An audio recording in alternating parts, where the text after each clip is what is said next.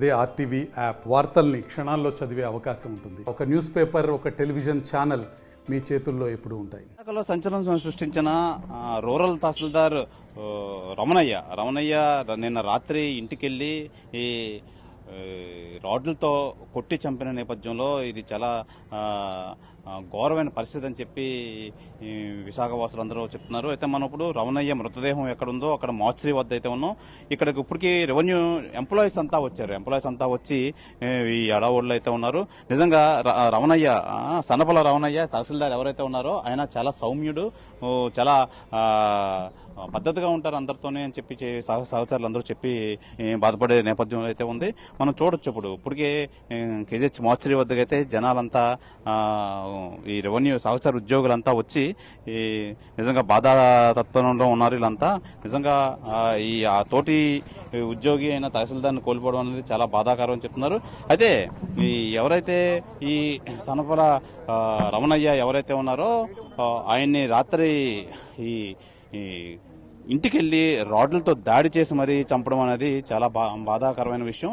ఎందుకంటే ఇప్పటికొచ్చి ఈ revenue department చరిత్రలో అయితే ఇటువంటి సంఘటన అయితే జరగలేదు. నిజంగా ఇది చాలా బాధపడ్డ విషయం అని చెప్పి చెప్తున్నారు. అయితే సహచరులందరూ కూడా చెప్తున్నారు రమణయ్య గారు చాలా సౌమ్యులు అందరితోనే చాలా పద్ధతిగా ఉంటారని చెప్తున్నారు. అయితే మనతో పాటు ఆర్డీఓ భాస్కర్ రెడ్డి గారు అయితే ఉన్నారు. ఆయన అడిగి తెలుసుకుందాం. సార్ చెప్పండి, ఏ విధంగా చూడొచ్చు ఈ సంఘటన?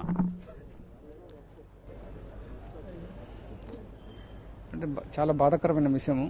ఒక మంచి అధికారిని డిపార్ట్మెంట్ కోల్పోయింది. మరి రీజన్ అయితే మనకు తెలియదు. ఇన్వెస్టిగేషన్లో ఉంది కాబట్టి పోలీస్ ఖచ్చితంగా పట్టుకుంటారు. రీజన్ తెలుస్తుంది మనకు. సార్, ఈ రూరల్ ఎంఆర్ఓ రమణయ్య గారు అసలు ఎలాగా చాలా సౌమ్యులు అందరితోనే పద్ధతిగా ఉంటారు? చాలా మంచి అతను. చాలా ఎప్పుడు కూడా నవ్వుతూ మాట్లాడుతూ ఉంటారు. ఏదైనా పని కాకపోయినా కూడా సౌమ్యంగా చెప్తారు ఎందుకు అవ్వలేకపోతుంది అనేది. రాత్రి కూడా సీసీటీవీ ఫుటేజ్ చూసినప్పుడు ఎక్స్ప్లెయిన్ చేస్తున్నాడు అతను. బట్ అతను ఎవరో మరి అవతల పర్సన్ చాలా ప్రీ ప్లాన్గా వచ్చినట్టుగా అనిపిస్తుంది. ముందే రాడ్ తీసుకోవడము అవన్నీ తీసుకురావడం అనిపిస్తుంది. సో ఏదేమైనా చాలా బాధాకరమైన విషయం. ఒక మంచి అధికారిని కోల్పోయాం డిపార్ట్మెంట్. అంటే మీరు చాలా క్లోజ్ గా రిలేటెడ్ ఉద్యోగులు ఇచ్చారు, చూస్తుంటూ ఉంటారు కదా, ఏ టైప్ అసలు ఎలాంటి పర్సన్? మంచి పర్సన్. ఎప్పుడు జనాల మీద కోపగించుకున్నట్టు కూడా నేను ఎక్కడ వినలేదు. కంప్లైంట్స్ కూడా మనకు పెద్దగా అతను కోపంతో ఉన్నాడు, పనులు చేయట్లేదని కూడా మనకి ఎక్కడ ఇన్ఫర్మేషన్ లేదు. ఎక్కడ మనకు బాధ పెట్టినట్టు కూడా మనకేం తెలియదు. మరి ఎందుకు జరిగింది ఈ విషయం అనేది మనకు నిర్ధారించాల్సిన అవసరం అయితే ఉంది. అంత కోపం ఎందుకుంది, సంపాదించినంత పని ఏం అవసరం ఉంది అనేది వ్యక్తికి ఖచ్చితంగా అది డిపార్ట్మెంట్. హిస్టరీలోనే ఒక తహసీల్దార్ని ఇంటికి వెళ్ళి చంపడం అనేది ఇప్పుడు చరిత్రలో లేదు. మీరు మీ సర్వీస్ లో చూసారా? లేదు, ఎప్పుడు చూడలేదు. ఏ తహసీల్దార్ను చంపబడడం అనేది నేను ఫస్ట్ టైం విన్నాను. ఏదో తెలంగాణలో ఏదో ఇన్సిడెంట్ జరిగిందని తప్పితే ఇంటికి వెళ్ళిపోయి అటు మరీ కొట్టి చంపేంత అవసరం ఏదంటే పని చేయించుకోవాలి తప్పిస్తే మరీ కొట్టి చంపాల్సినంత అవసరం ఎందుకుంది? అతను కూడా మరి అప్లికెంట్గా లేడు అనిపిస్తుంది. ఏదో ప్రొఫెషనల్ లాగా అనిపిస్తుంది. మనిషిని కింద పడిన తర్వాత కూడా మళ్ళీ పదే కొట్టడం అని. సో మరి కొంత అనుమానించాల్సిన అవసరం వస్తుంది. ఎందుకు, ఏది రీజన్ అనేది పోలీస్ డిపార్ట్మెంట్ వాళ్ళు తెలుస్తారు. ఇది అయితే చాలా సౌమ్యంగా ఉండే రమణయ్య గారి మట్టికి నిజంగా ఈ ఇంటికి వచ్చి మరి దారుణంగా ఇలా కొట్టి చంపడం అనేది చాలా గౌరవం అని చెప్పి ఆర్డీఓ భాస్కర్ రెడ్డి అయితే మనకు తెలియజేస్తున్నారు. ఇది చాలా సౌమ్యం, మేము చాలా క్లోజ్ రిలేటెడ్ గా పనిచేస్తుంటాం. ఈ నేపథ్యంలో అయితే ఇలా చేయడం అనేది చాలా బాధాకరమైన విషయం అని చెప్తున్నారు. ఆయన సోదరుడు అయితే మనతో పాటు ఉన్నారు. సార్, అసలు చెప్పండి, ఏం జరిగింది అసలు, ఏ విధంగా చూడొచ్చు? చాలా సౌమ్యుడు మీ బ్రదరు, మాకు తెలుసు, పర్సనల్ గా తెలుసు. నాకు తెలుసు సార్, ఊర్లో ఉన్నారు.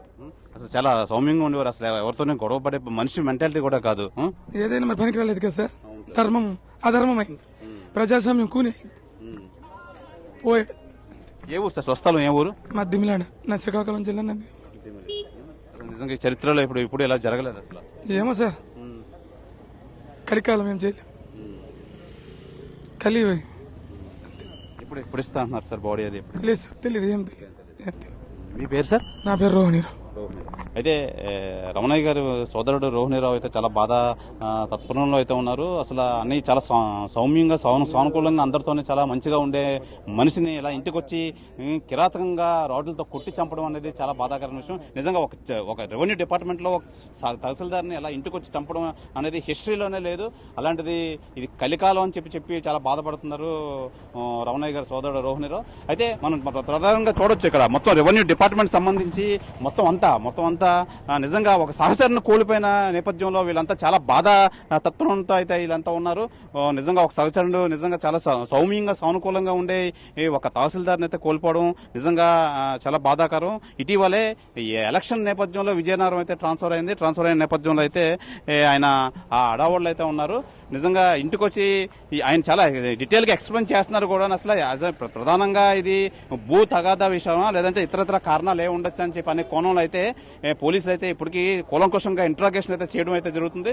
ఏదైనప్పటికీ ఇంటికి వచ్చి ఆయన నిజంగా సానుకూలంగా చెప్తున్నప్పుడు కూడా వెనక నుంచి రాడ్డుతో ఆయన్ని కొట్టి చంపడం నిజంగా ఇది ఎవరు అసలు అనుకోలేని విధంగా చేశారు. అయితే కుటుంబ సభ్యులు వెంటనే హుటాహుటిన దగ్గరలో ఉన్న ఆరులో అపోలో హాస్పిటల్కి అయితే తీసుకెళ్లడం జరిగింది. అపోలో హాస్పిటల్ తీసుకెళ్లి ఈ ట్రీట్మెంట్ జరుగుతుండగా అయితే రమణయ్య గారు తుది శ్వాస విడిచారని చెప్పాలి.